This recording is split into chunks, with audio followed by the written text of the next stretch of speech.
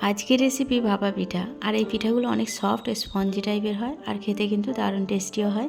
এর আগেও আমি ভাপা পিঠা তৈরি করেছি, তবে আজকের পদ্ধতিটা একটু অন্যরকম। আর এই পিঠাগুলো এতটা নরম তুলতুলে কিভাবে হয় তার সমস্ত টিপস সহ আজকের রেসিপি। তো চলুন দেখে নিই রেসিপিটা। তো প্রথমে আমি একটা পাত্রে 2 কাপ চালের আটা নেব আর নিয়ে নেব হাফ চামচ নুন। নুনটা একটু কমই নিতে হয়। নুনটা খুব ভালোভাবে আটার সঙ্গে মিশিয়ে নেওয়ার পর এতে দিয়ে দেবো উষ্ণ গরম পানি। হাত ছোঁয়া পানি দিতে হবে, খুব বেশি গরম না। পানিটা অল্প অল্প করে দিতে হবে আর আটাটা মেখে নিতে হবে। তবে আটাটা কিন্তু ডো টাইপের করে মাখবো না, একটু ঝুরঝুরে টাইপের করে মেখে নিতে হবে। যেহেতু এটা কেনা চালের আটা, এতে একটু পানিটা বেশি লাগবে। ভেজানো চালের আটা হলে কিন্তু পানিটা এতটা লাগতো না। এরপর অল্প অল্প পানি দিয়ে এটাকে খুব ভালোভাবে ঝুরঝুরে টাইপের করে মেখে নিতে হবে। এমনভাবে মাখতে হবে চালের আটার কোনো অংশ শুকনো না থাকে, সমস্ত আটাই যেন ভিজে যায়, এরকম করে মেখে নিতে হবে। আর পানিটা কিন্তু অল্প অল্প করে দিয়ে এরকম ঝুরঝুরে টাইপের তৈরি করে নিতে হবে। তারপরে এই আটাটাকে ঢেকে রেখে দেবো 1 ঘন্টার জন্য। আপনারা চাইলে 10 থেকে 30 মিনিট অবধি ঢেকে রাখতে পারেন। তো আমি 1 ঘন্টা ঢেকে রেখে দিলাম। 1 ঘন্টা পর আটাটাকে খুব ভালোভাবে চেলে নিতে হবে। যে কোনো চালনির সাহায্যে চালতে হবে। তবে আটা ময়দা চালার যে চালনি হয় তাতে কিন্তু এই আটা চালা যাবে না। একটু বড় ছিদ্রযুক্ত যে কোনো এরকম স্ট্রেনারের সাহায্যে চেলে নিতে পারেন। তো আমি ভিজা আটাগুলো খুব ভালোভাবে চেলে নেব। যখন আটাগুলো সব চালা হয়ে যাবে তারপর আমি এগুলো বাটিতে নিয়ে পিঠাগুলো তৈরি করে নেব।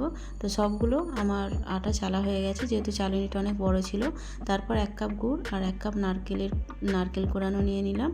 নারকেলের সঙ্গে গুড়টা মিশিয়ে নেব, মিশিয়ে নিয়ে দেব। তো আপনারা চাইলে আলাদা আলাদাভাবেও দিতে পারেন।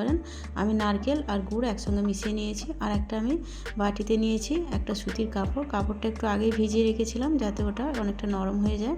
এরপর একটা ছোট্ট বাটি নিয়েছি, একটু শুকনো চালের আটা দিলাম। শুকনো চালের আটা দিয়েছি, ভিজে কিন্তু না।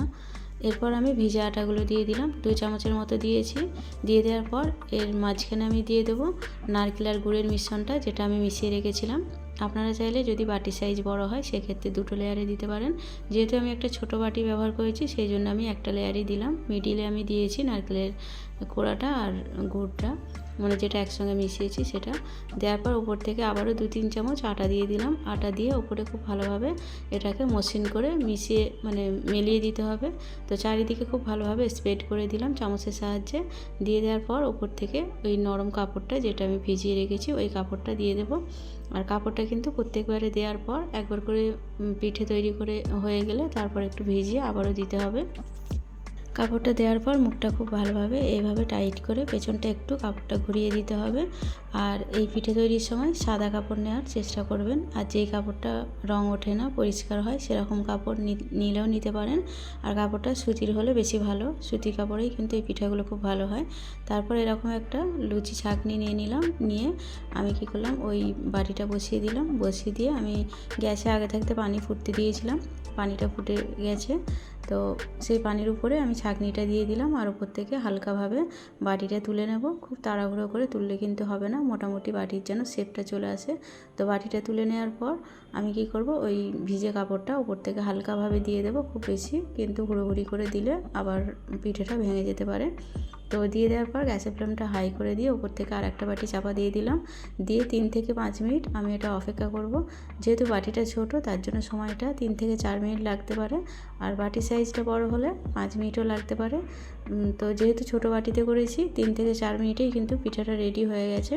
এটা তুলে আমি একটু হালকা ঠান্ডা করতে দেবো, তারপরে এটা তুলে নেব। যেহেতু গরম অবস্থায় পিঠাগুলো অনেক বেশি নরম থাকে আর একদম নরম তুলতুলে হয়ে থাকে, তার জন্য একটু হালকা গরমটা কমে গেলে তারপর পিঠাটা আমি হাতে নিয়ে একটা প্লেটে তুলে নেব। আর পিঠাগুলো কিন্তু খুবই সফট হয় আর খেতেও কিন্তু দারুণ টেস্টিও হয়, মানে একদম ঝুরি ঝুরি টাইপের।